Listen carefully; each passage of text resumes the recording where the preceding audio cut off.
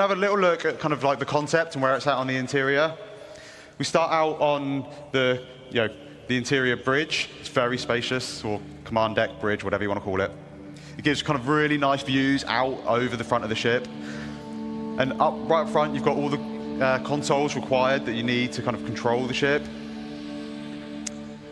as well as the kind of additional remote turret access consoles. And then at the rear, we have the main kind of navigation components and some small engineering consoles. And kind of flanking either side, we've got these two corridors, and they lead out to the manned turrets that kind of sit above the bridge. And they also have all the escape pods needed for all the bridge crew. Like I say, we want this to kind of be a home away from home, so we have a very large, comfortable habitation area. Each of the crew members, they get their own individual crew pod. And one of the nice things about this is these actually open up, and they allow kind of each crew member to kind of decide like how much privacy they actually want. This is the crafting area. We've got the 4 kind of crafting machines. And these are right next to the cargo bay, the internal cargo bay. And as John says, this holds up to 1,000 SEU of cargo, so it's pretty sizable.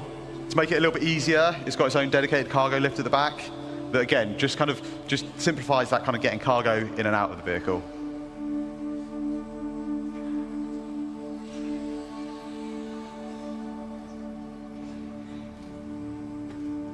Down at the front, we have the drone room. Now, these will be 4 extra large drones, so they'll be able to craft our largest structures in game. They exit the ship out through the roof, and they're all controlled by the construction console in this area.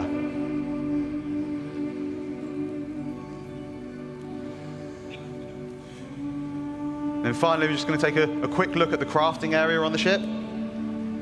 So you can see here we've got these blast shields down that kind of protect the crew in this area from what's going on inside.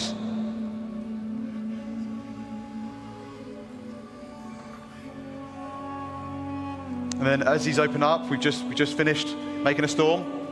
And as we see, there's a ramp that leads out, so you can drive any ground vehicles straight out the front. Between all the landing gear, and you get this really nice kind of like sense of scale as you're driving underneath out the front of the ship. And we've also got the top exit for any flight vehicles.